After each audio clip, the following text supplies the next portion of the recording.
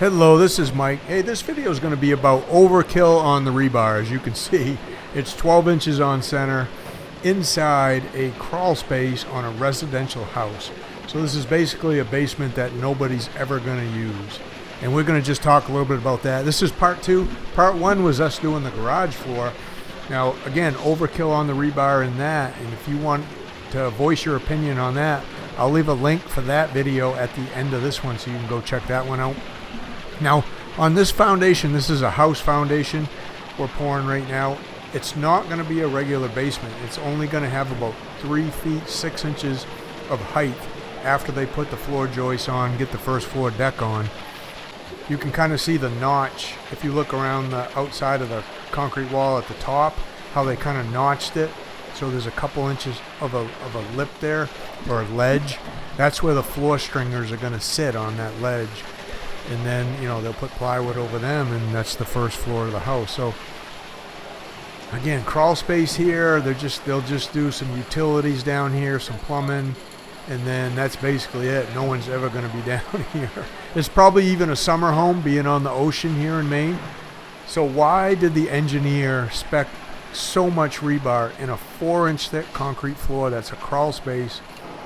That's never going to be used. It's never going to have any weight on it. That's kind of what I want to know. That's why in my opinion, I think this is way overkill. Let me know from my engineers in here watching the video, if you know an engineer, share the video with them, send them a link to it so they can chime in the comments and let us know, like, why anybody would ever spec rebar this close together, or even why even spec rebar in a basement floor like this. Most of the floors we pour, and we pour concrete floors like this every day. Houses, garages, whatever. We do a lot of them all year long. From April to November, basically every day we're pouring floors like this. And 75% of them, maybe 80% of them, are spec'd with just fibermesh. Just a 4-inch concrete floor with fibermesh when they're inside a foundation like this, with the vapor barrier under them. They don't even spec them, and most of them are all engineered. They all have blueprints and plans. They don't even have wire in them anymore, just basically the fiber mesh, and most of them we will power trowel. This one we won't power trowel. We'll just leave it a nice smooth bull float finish. But most of them we power trowel and put saw cuts in the same day, so we don't have any trouble with cracking, don't have any trouble with them breaking up. They're not going anywhere. They're always going to be heated because it's inside a house. As long as the sub-base compaction is done the way it's supposed to be done, like, there's never any trouble with us pouring 4-inch thick concrete floors with just fiber mesh in them. Never. And I've been doing this for 45 years. So this is just the way we do them, and we never, let's just say this is the first one we've done this year. This is August, like this, with this much rebar in them. Not saying we don't ever do them with rebar or wire or anything like that, because we do occasionally, whenever it's spec'd in the plans, we'll put it in. Not saying it's a bad thing or anything like that. It does help disperse the weight. If the floor is going to have a lot of weight on it, it helps disperse the load on the concrete floor. Since concrete basically has no tensile strength, it does help that way. Doesn't really make the concrete much stronger as far as PSI, or any strong. Like, this is a 3500 PSI mix, and we've got fiber mesh in it too. Like, we basically put fiber mesh in everything. So 3500 PSI with fiber mesh.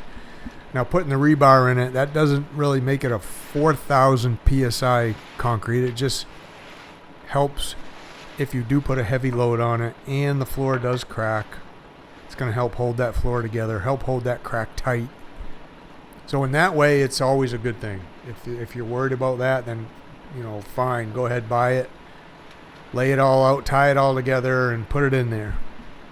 But do you really think this thing, number one, do you think this is going to have any weight on it? Other than maybe an oil tank or a hot water tank. Like, what's going in here for weight for utilities? I'm going to say basically nothing. The garage, maybe you can make an argument for it in the garage where they're going to be driving a car, probably a small car on there. But even in the garage, 12 inches on center with 3,500 PSI concrete, you know, on a well compacted base inside a frost wall like that, that's just, it's still overkill in my opinion, but it's only my opinion. Now we're pumping this, which makes it really easy. You know, the access into this place wasn't that great. And one thing we do like is when we get a foundation where we can't just back a truck right up to it and shoot down over the wall, is just using a dangle pump like this. It's $1,100 for that pump to get it here on site and use it. And then you really need to order an extra yard of concrete to basically fill the hopper and all the length of the line, so you're paying for an extra yard of concrete too just to use a pump like this. But it does make the life of the floor pouring guys a heck of a lot easier. Now you can see a lot of small hand screeding in here. You know, I don't know what the main reason is for that little section of wall in the middle. Obviously it's to hold some type of load in the house. I don't really get to see the plans much at all on jobs like this. We're a sub. We get hired by the foundation people. Just basically we're here for this one day. Honestly, we'll come in, pour and finish the concrete. This one this is our second day because they did hire us to come in and tie the bar in here. Somebody else did the styrofoam. Somebody else did the vapor barrier. We just came in, tied the bar, and put our forms up if we need any forms across any doors.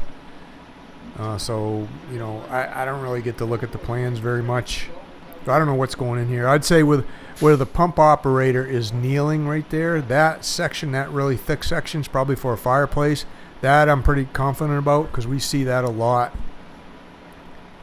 And the rest of the, you know, the interior stuff, I'm not 100% sure about because I don't have to study the plans.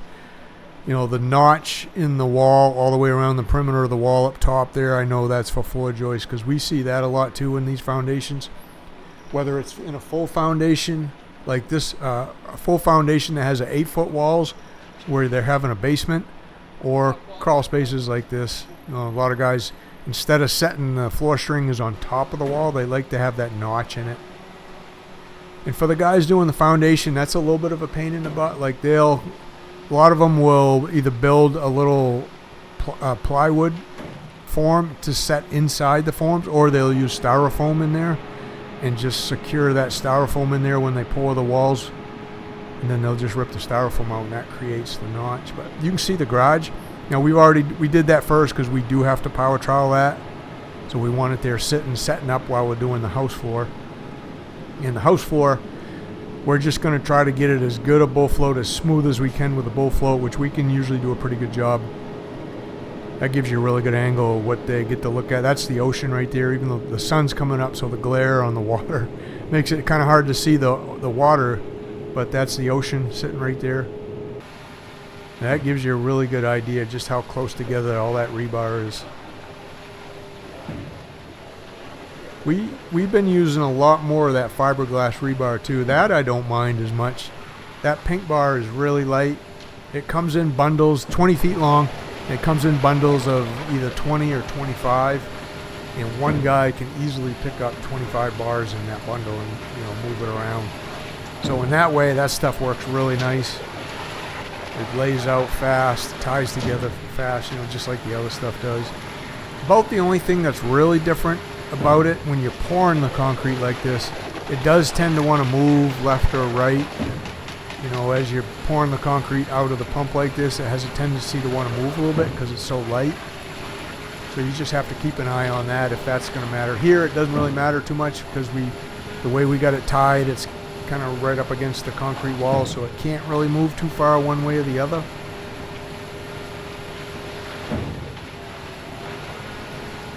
I believe we're on to the third truck right now. There's 3 trucks down here. A full truck in Maine will hold 10.5 yards legally.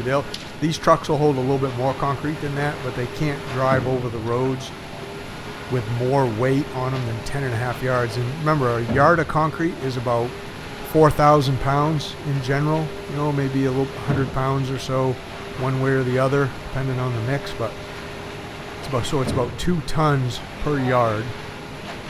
And then the truck itself weighs probably 50,000 pounds. So them trucks are really heavy.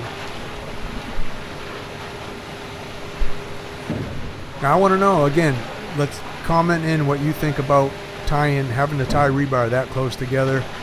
You know, it's not going to hurt anything, I know.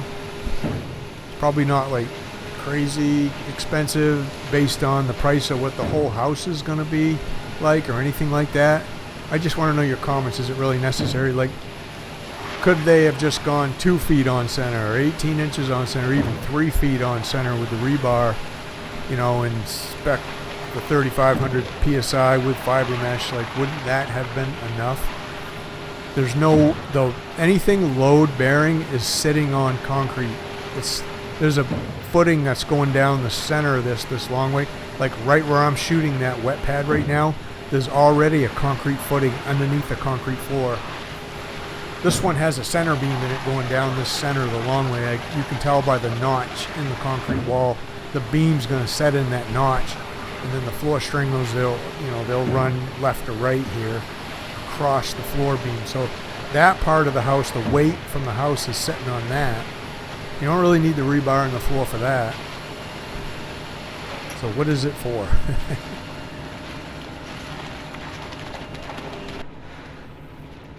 This is basically how we screed concrete. We'll do it on some small, like we consider this fairly small. On small stuff like this, we'll just do it by hand the way we are. We do have vibrating screeds, power screeds, battery operated screeds. You can see us use those, and if you want to watch some of my other videos, most of the time in a basement we'll use the power screed. And I sometimes I'll leave it up to the guys. Hey, what do you guys want to do here? You want to just bust this one out by hand, or you want to use power screed, and let them decide what they want to do. Either way, it's pretty easy. We were taught this way right here. We call this kick screeding. So as we screed the concrete, we kind of kick in where our feet are to fill the holes and work our way back without stopping. It's pretty fast, actually. To us, it's not really that hard with the slump that we use. We use mid-range water reducer in a lot of our floors. Water reducer lets us pour a looser slump of concrete without affecting the strength. And you can see it pulls back pretty easy. Makes it easy for one guy to rake behind him. And then it bow floats really easy too. Gets it nice and smooth. Basically one pass down and back, and the bow float is really smooth, and I can just move over and that part's done. Now this one, we did shoot our perimeter grades previously. When we came down and set up the rebar, we're using a laser just like you see there to the right down inside the foundation. That's a self-leveling rotary laser. But we did use that to shoot our outside grades when we came first, and then today we're just using that laser to do those wet pads I'm setting in the middle. And we like just using a wet pad versus there's a lot of ways guys do that, and it's fine. Whatever way you're comfortable doing it is great. We just think doing a wet pad is the best way for us. There's nothing in the way. You're not going to kick a stake over and have to reset it. We've done it all the different ways we've done it, and we kind of prefer this way a little bit better. Now we're just getting around that drain. That's a drain right there, making sure the floor slopes really nice to it, since we're not going to come back on here later on and power trowel around it. We're going to mag float it and get it all sloping. And there's some pipes coming through the wall, and that black pipe is actually the water line. So the little blue tank for the water will sit right there. And then if they ever did need to drain something, and maybe, I don't know, I doubt they'll have any other utilities down here other than, the water tank for the well. And then maybe they'll have a hot water heater or something down here. If they heat their water that way, I don't know, but they could use the drain for stuff like that. Other than that, they're never going to have any water down here.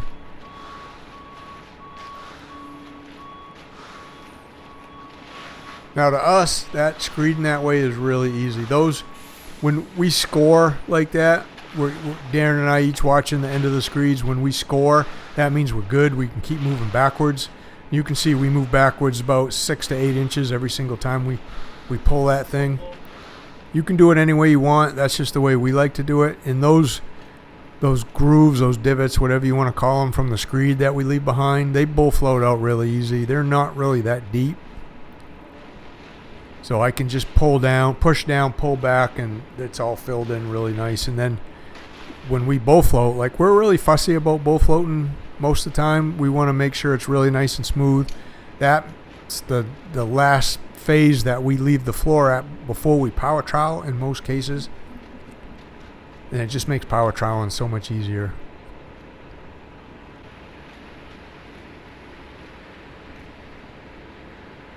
See that, down and back, nice and slow, not going too fast. Don't want to leave too many high ridges there on either side of the bull float. We like those bull floats with the rounded edges too versus the square edges.